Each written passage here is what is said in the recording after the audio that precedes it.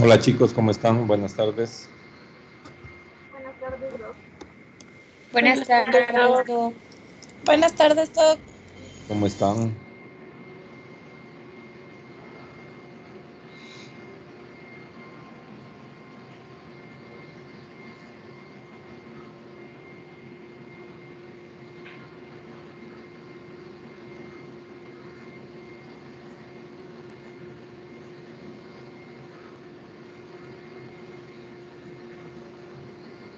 Una pregunta, ¿ustedes han tenido siempre alguna dificultad de conectarse a esta clase o les toca esperar mucho?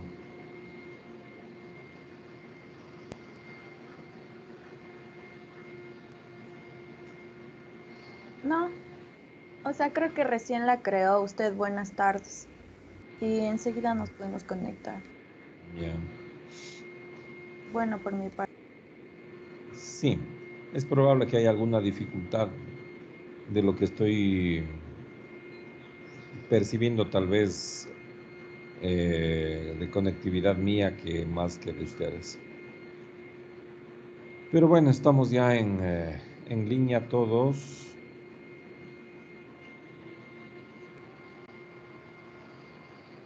Ahora vamos al siguiente tema que corresponde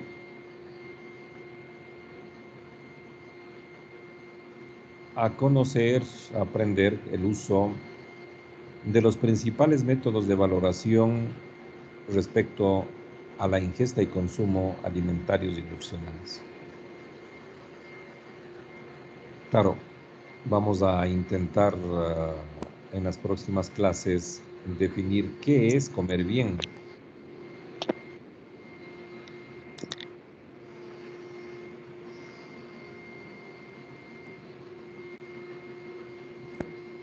Y para poder entrar a ese gran escenario donde hay una relación muy fuerte entre estado de nutrición y estado de salud.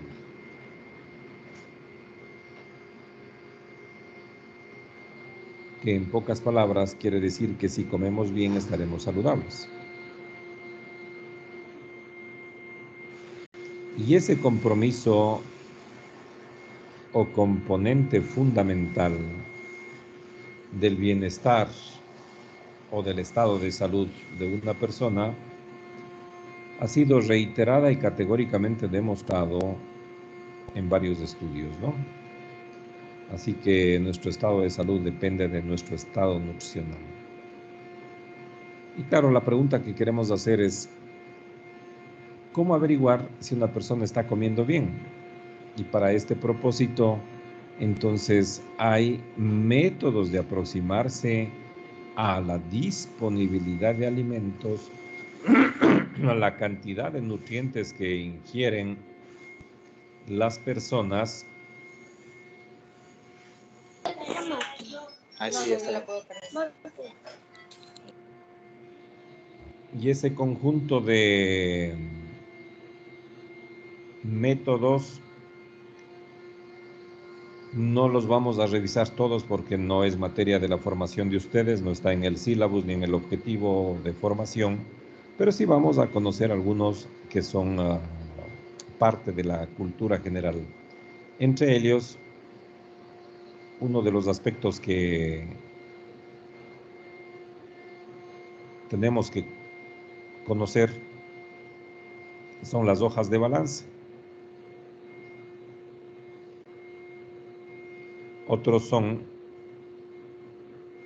los polígonos de frecuencia de consumo alimentario. Y quizás el más interesante para nuestra formación es el método recordatorio de 24 horas. Con estos métodos y estableciendo una noción básica previa que corresponde a entender de una forma matemática la cantidad de nutrientes que se deben ingerir y que son aproximadamente 50 para que una persona se mantenga saludable. Cuánto de calcio, cuánto de yodo, de selenio, de magnesio, de flúor, de zinc, de proteínas, de calorías, del aminoácido histidina, lisina, arginina, valina. Todo eso ha sido debidamente calculado y establecido en rangos cuyo mejor referente a nivel mundial es este libro que se llama la RDA.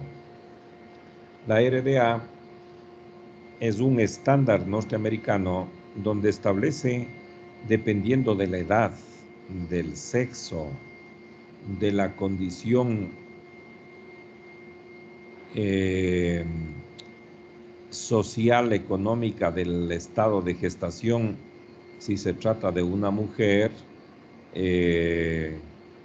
visualizar cuál es su condición y estado para, según ese estado, no será lo mismo una mujer en el primer trimestre de su gestación que una en el segundo o en el tercero. En términos de cada nutriente, la exigencia es diferente. Imaginen ustedes la comparación entre el requerimiento de calcio que tiene una mujer no embarazada versus una mujer gestante. Así que estas son cuestiones que quiero compartir en esta clase con ustedes para aproximarnos a estos métodos de cuantificación de lo que comemos, de lo que ingerimos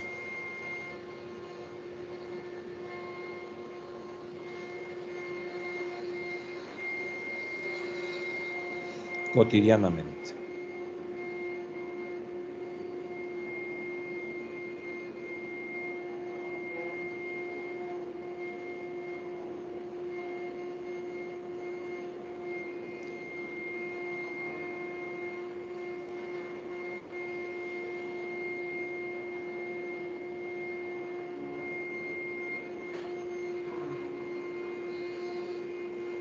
¿Tenemos pantalla compartida ya con ustedes? Sí, Sí, Doc, sí, Sí, doctor.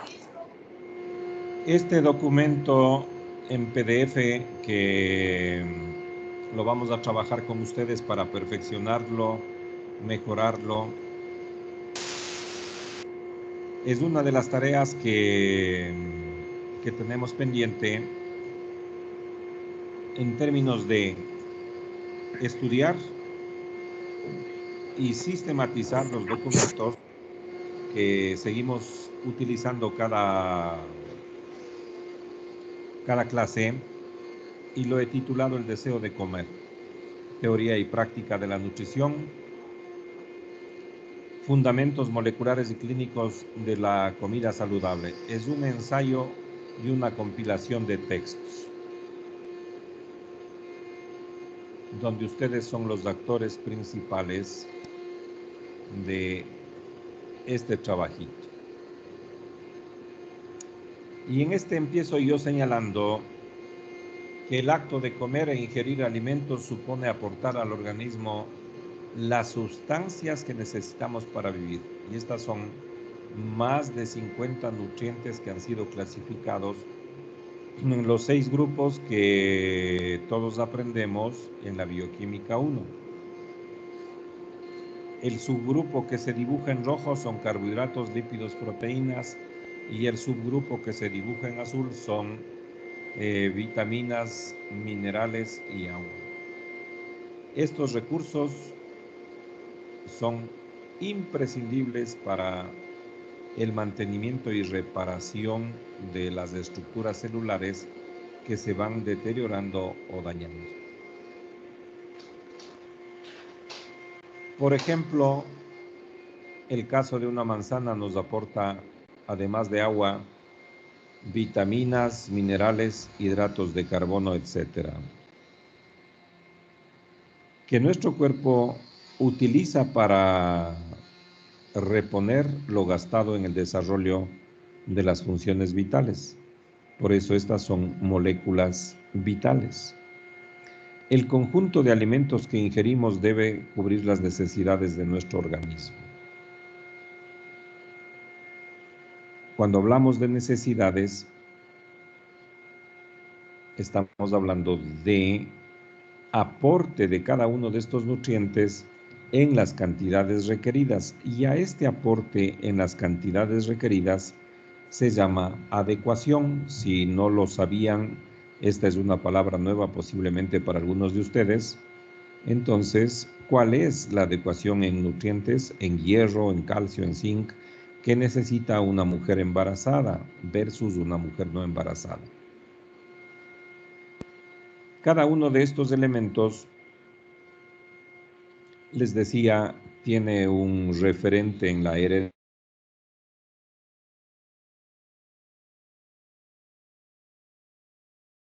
Pero no existe en la biblioteca de la facultad. No es muy amigable comprarse el libro porque es muy caro, me parece que cuesta $300 y es un librito de no más de 80, 90 páginas. Así que lo importante es saber que existe ese referente y que ahí consta cuánto de calcio, cuánto de hierro, de zinc, de magnesio, de molibdeno se debe dar a un niño de 0 a 1 mes, de 1 mes a 2 meses, de 3 meses a 4, etcétera, etcétera, etcétera, a hombres, a mujeres, por edades. Por lo tanto, es un documento extremadamente valioso para garantizar una correcta adecuación de cada uno de estos nutrientes. Si no logramos la adecuación, entonces caeremos en déficit o en exceso, y esa condición nos puede llevar absolutamente a un estado de alteración o desequilibrio de nuestra propia homeostasis corporal.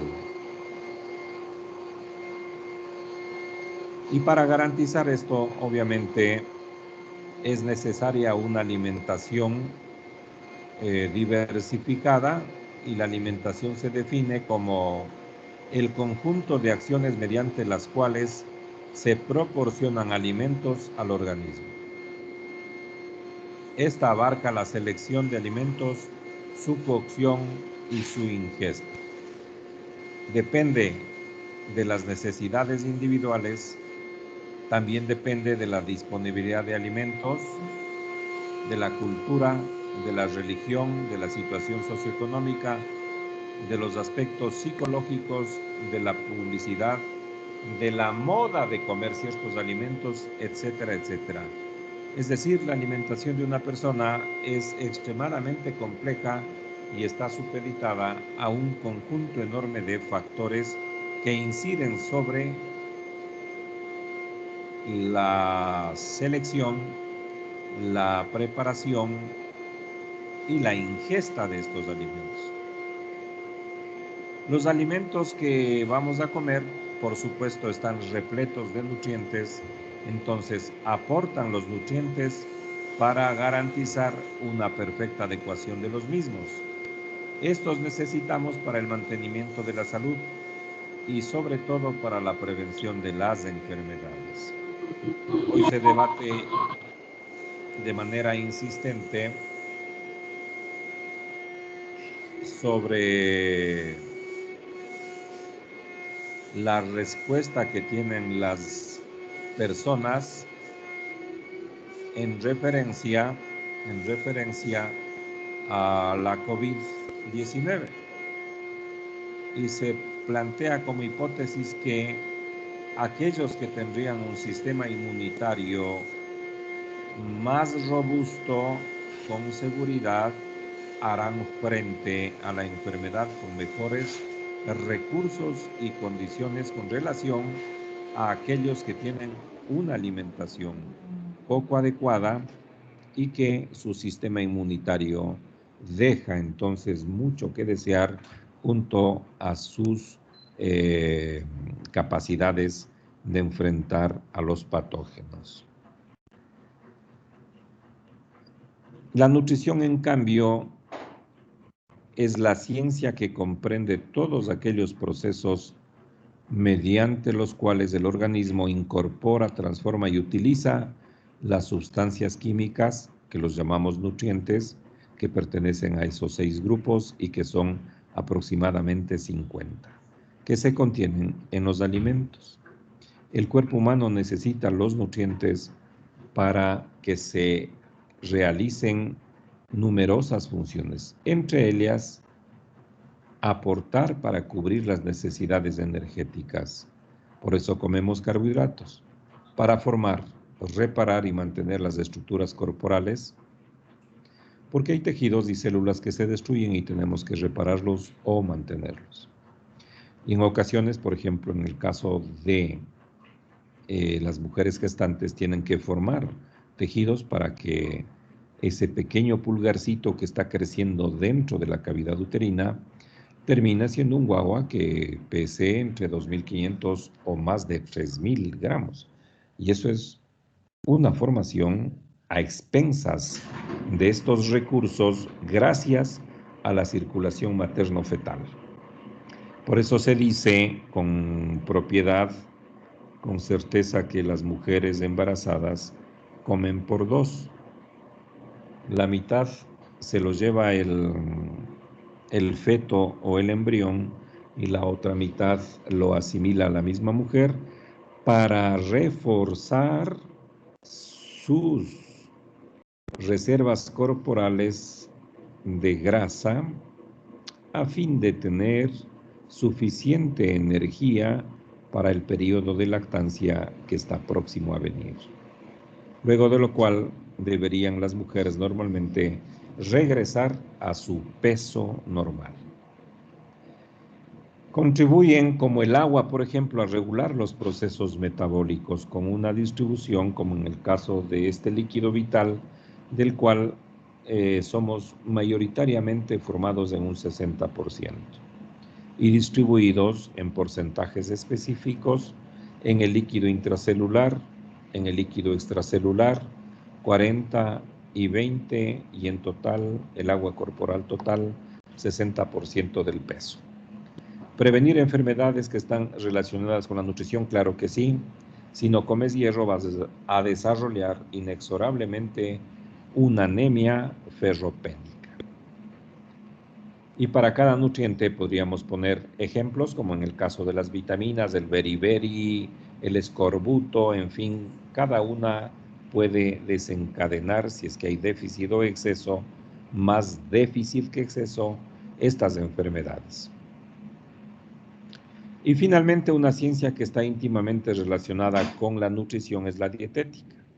Esta se encarga de evaluar la idoneidad de las dietas, de formular recomendaciones para mejorarlas y de modificarlas con fines terapéuticos, tal y como haremos, por ejemplo, al revisar en hipertensión arterial cómo es y en qué consiste una dieta hiposódica, cuántos miligramos de cloruro de sodio o de sodio debe o puede contener para manejar a estos pacientes.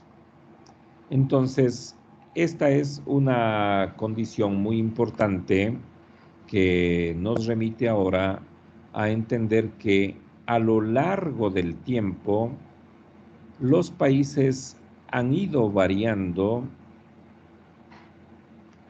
sus contenidos energéticos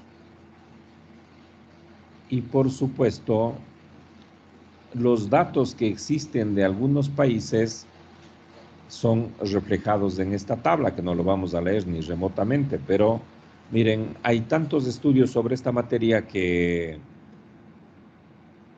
yo diría que hay cambios, hay nuevas condiciones de alimentación que no queremos decir con eso que sean mejores o peores, simplemente que han existido cambios. El primer instrumento que utilizamos son las hojas de balance, y estas hojas de balance representan de manera comparativa las hojas que se utiliza para llevar la contabilidad de tu cuenta personal en el banco. Estas hojas de balance los manejan generalmente los ministerios de Agricultura y tienen algunas columnas que nos permite medir cuánto en toneladas o en kilos, en la unidad que usted quiera, produce el país de un alimento o de un elemento determinado. ¿Cuánto de esto importa el país y cuánto exporta para generar entonces un contenido neto que se conoce como el balance total o suministro para la utilización interna del país? El ejemplo de cajón que siempre es mejor, aunque no sea un alimento, la cerveza, pero es un producto vital porque es una bebida, inclusive bautizada como la bebida nacional. La pregunta que nos planteamos en las hojas de balance es cuántas cervezas nos toca a cada uno de los ecuatorianos.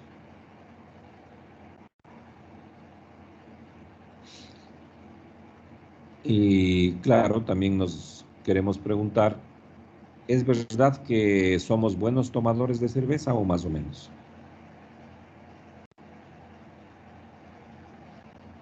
Echamos mano de las hojas de balance para hacer un cálculo y sacamos las siguientes conclusiones. Producción.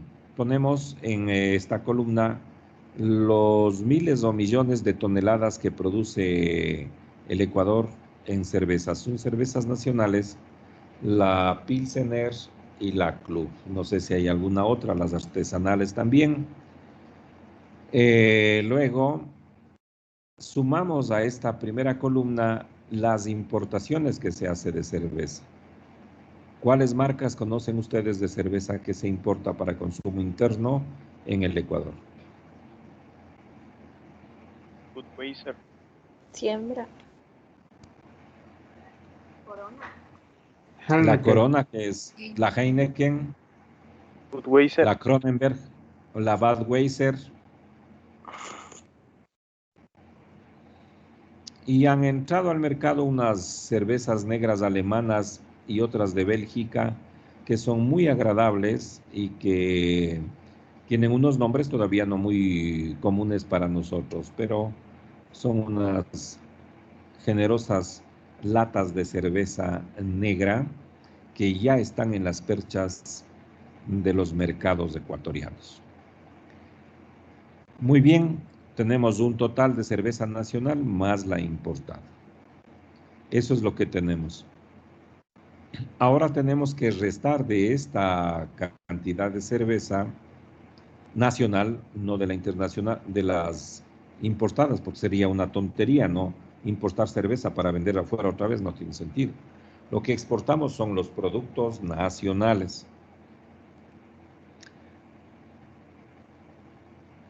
¿A qué países enviaremos cerveza Pilsener y Club?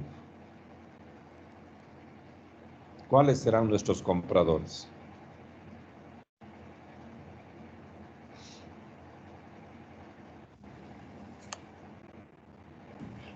Tal vez los fronterizos, doctor. A los países de frontera, Colombia, Perú. Sí, eso es cierto.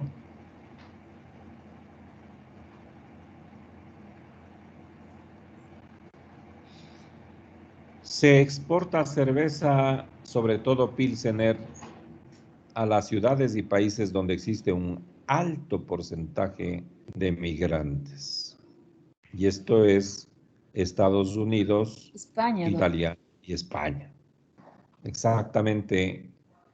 Tú en los clásicos restaurantes nuevos de comida ecuatoriana, en la Plaza Madrid, vas a encontrar que venden hornado de Sangolquí con cerveza Pilsener. Entonces, esas nostalgias, cuando tú eres migrante, pueden ser muy agradables y es por esa razón que se exporta cerveza para consumo de los ecuatorianos que están en condición de migrantes.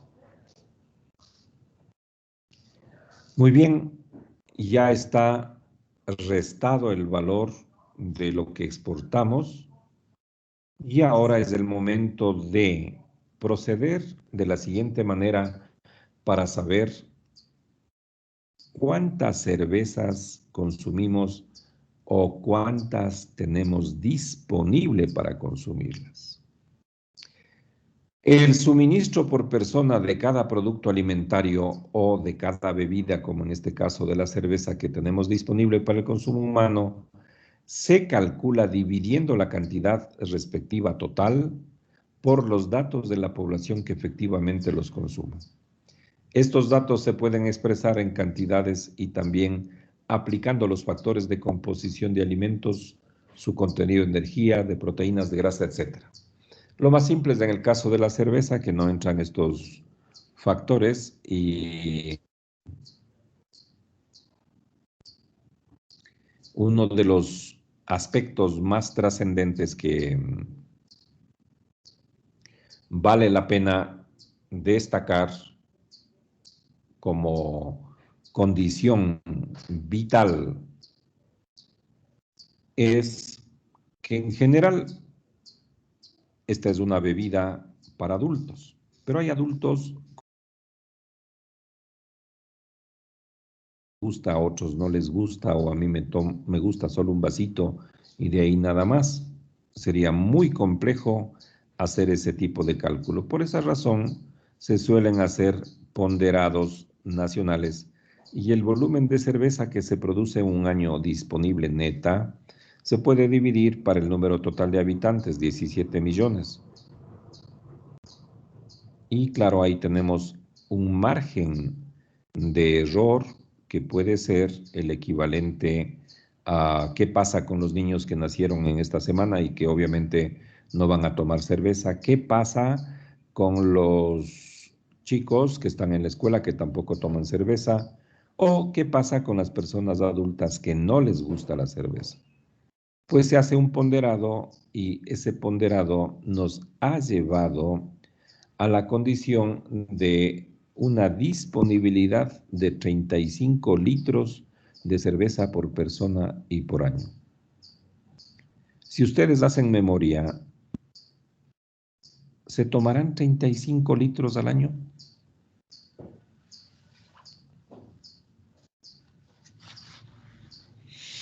A ver, ¿quién es un buen tomador de cerveza del curso?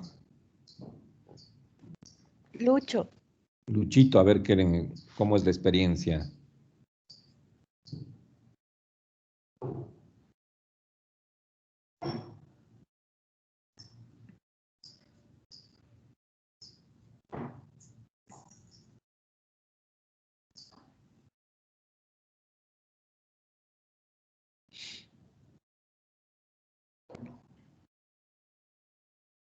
No sé, doctor, si se refieren a mí.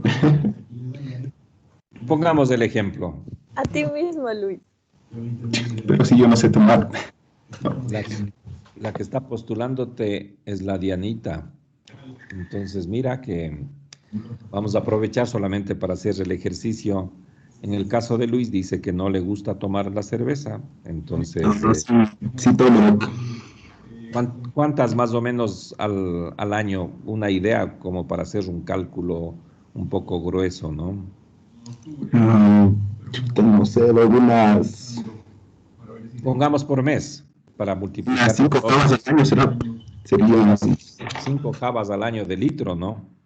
No, de las normales, ¿no? Bueno, combinadas, doctor. O botellita grande. Sí, doctor. Ya. Una java, para quienes no saben, tiene 12, ¿no? Sí. Solo Heineken, pero. Imagínate, carísimo. Sí, sale caro ese hobby, doc. Así que vamos a a invitarle a Luis para tomar unas buenas cervezas un día de estos. Unas cervezas alemanas, ¿qué opinas, Luis? Sí, sí, me gusta la Heineken, mejor que la Corona. Claro, claro, eso sí es cierto. Ahora regresamos la pregunta a la Dianita. Diana, ¿cuántas te tomas tú al año?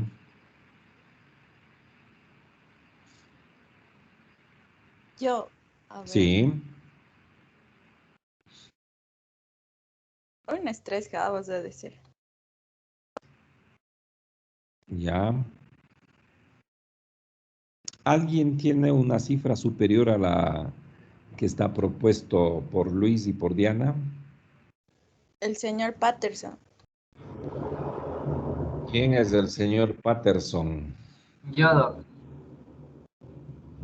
Andrés, Sí. ¿cuántas?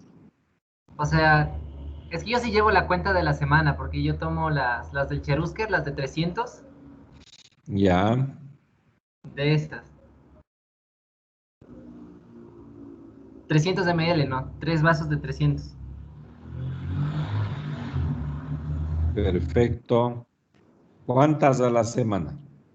3. 3 a la semana. 3 por 4, 12 al mes, al año. Entonces supera la cantidad posiblemente de Luis y de Diana. Si por ahí, para no seguir preguntándoles a cada uno de ustedes, alguno de los estudiantes dice, no, a mí no me gusta, no tomo ni medio vaso de cerveza ni a la semana, peor cada día. No tomo casi nunca. De vez en cuando quizás un vasito por ahí, será un vaso al año. Pues la proporción, la disponibilidad de cerveza que le correspondía a él de 35 litros, posiblemente es una disponibilidad que le dan tomando otras personas que sí les gusta.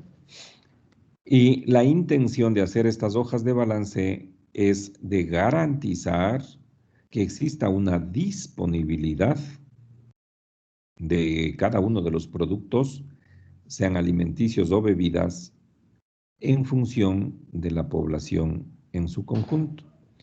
Porque sería catastrófico que un día los dos chicos que han puesto de ejemplo la ingesta de cerveza en número de jabas, no encuentren ni media botella en ninguna tienda del país. Pues algo está sucediendo y el Ministerio de Agricultura no tomó las previsiones para garantizar que exista abastecimiento en el mercado. Ahora pasamos a otro producto. ¿Qué pasaría si es que no hay disponibilidad en el mercado de arroz o papas? No hay. Y ustedes han visto la movilidad urgente que toman los gobiernos cuando por alguna desgracia, inundaciones, plagas, en fin, se daña la producción de arroz del Ecuador, rápidamente buscan importar para repletar las bodegas del Estado y tener disponible arroz. Porque el momento que exista un desabastecimiento y que tú sales mañana a comprar tu bolsita de kilo o de libra de arroz y te dicen no hay ni caro ni barato, ese momento podría haber insurrección popular y el gobierno se va al suelo. Por esa razón, las hojas de balance son elementos estratégicos para garantizar la seguridad alimentaria y nutricional de la población, ese es su objetivo primario, y también para no descuidar de estos temas que son de geopolítica. Otros alimentos que he puesto como ejemplo son los huevos. Esto es en unidades. El promedio ecuatoriano de consumo está en 225 unidades al año. Igual, algunas personas comerán 2 huevos diarios, otros dirán, no, yo me como solamente un huevo el día sábado o domingo que tengo tiempo. Y otras personas dicen, no, yo me como un huevito pasando un día o cada 2 días, a cada tercer día. Bueno, pero el promedio es este. Entonces, hay organismos como la OMS que recomienda el número de huevos que está permitido comer y nosotros estamos por debajo de ese umbral. Si mal no recuerdo, es 415 o 425 al año. Un producto que es de consumo extensivo en el Ecuador es el pollo. Y el promedio de consumo está en el orden de 30 a 32 kilos por persona y por año. ¿Por qué existe un consumo de ese nivel parecido o quizás próximo al de la carne roja? Porque este producto es versátil en términos de su preparación, de cocción rápida, es de agrado, de fácil digestión y de un costo relativamente aceptable. La versatilidad, yo siempre me acuerdo de este ejemplo cuando hacía el internado en la maternidad de Isidro Ayora, hace muchos años, pues entras a la maternidad y todos los santos días tienes que prepararte para comer casi lo mismo, ¿no? ¿Por qué? Porque preparan los consomés de gallina que son, o de pollo, muy fáciles de digerir para las parturientas. Entonces, de una vez, también come de ahí el personal médico. Día y noche, y en la cocina, por razones de austeridad, en esa época, los cocineros que servían a los médicos decían, ¿quiere que le ponga la presa en el caldo o en el arroz? Imagínate qué pobreza. Pero bueno, comíamos y alguna vez se dijo que pese a esas limitaciones era la mejor comida de todos los hospitales de Quito la que se hacía en la maternidad. No sé, no podría comentarles ahora, ya dirán ustedes cuando estén en los hospitales, en el internado rotativo, una vez que se venza la pandemia. ¿Cuánto comemos de papas? 23 kilos por persona y por año. Arroz, 53 kilos por persona y por año. Esto nos permite también conocer, miren, cuánto estamos comiendo de cada uno de estos productos y se ve reflejado de una manera nítida en estas que son las hojas de balance, reitero, conducidas, operadas por los ministerios de Agricultura.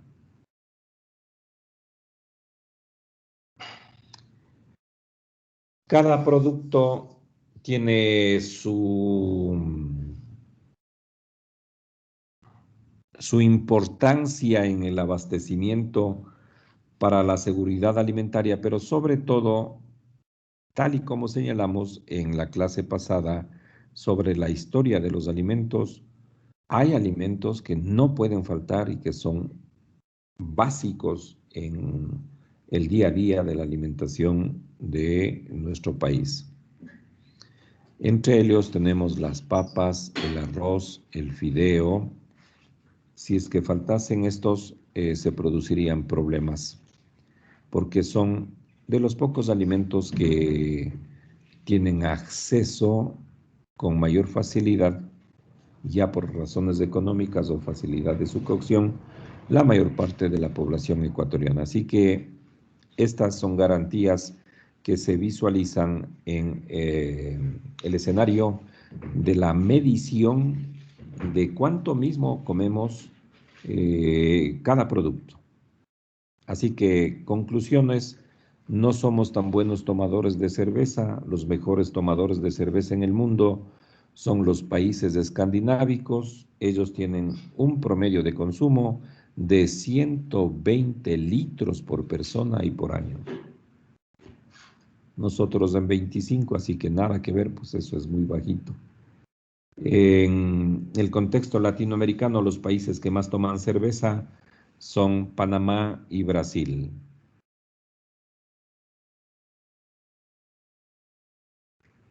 ¿Somos comedores de pan? ¿Qué opinan?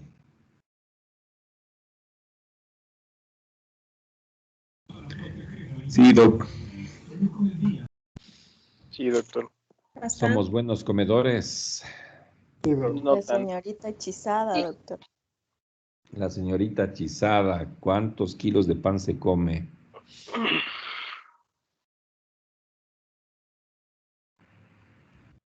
Bastantes, Doc. ¿Cuántos Unos kilos? 3 al día, tal vez. ¿3 pancitos de 100 gramos o de más? Sí, ha de ser, Doc, de unos 100 gramos más o menos. Ya. El pan de tienda tiene un peso de 100 gramos, ¿no? Un pan de 100 gramos es el que calza más o menos en la mano. Eso es 100 gramos de pan. Y aprenderemos en la próxima clase las medidas caseras para estimar el contenido calórico y los valores de aporte en peso de cada uno de los alimentos. La próxima veremos lo que se llama la encuesta recordatoria de 24 horas, donde se les pregunta qué comió y para facilitar el ejercicio les enviaré un formulario para que lo tengan a mano para construir el cálculo con un almuerzo hipotético que vamos a hacer. Como es virtual el almuerzo, quedan invitados cordialmente todos y espero que obviamente un día tengamos la posibilidad de que les invite yo personalmente pues a una comida real, una buena mediterránea y bien equilibrada, ¿no es cierto? ¿Por qué no? Y con una buena copa de vino también, claro que sí. Pero vamos a hacer el simulacro en el ejercicio en un pequeño laboratorio taller en la próxima clase y así llegaremos a conocer cómo se manejan el entrevistado y el entrevistador en esta encuesta recordatorio de 24 horas. El menú lo prepararé yo igualmente. Si alguien quiere hacer un menú paralelo y calcular los datos personales de cuánto come, lo pueden hacer porque hay suficientes columnas para aquello. Muy bien, chicos, no sé si hay alguna pregunta.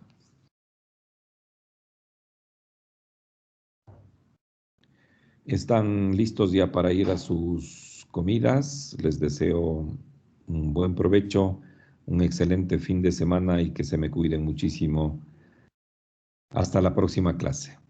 Un abrazo para todos. Gracias, Doc. Hasta luego. Gracias, Doc. Hasta luego. Luego, Chao, que les vaya bien. Adiós. Chao, chao. Bye. Gracias, Doc. Chao, gracias también.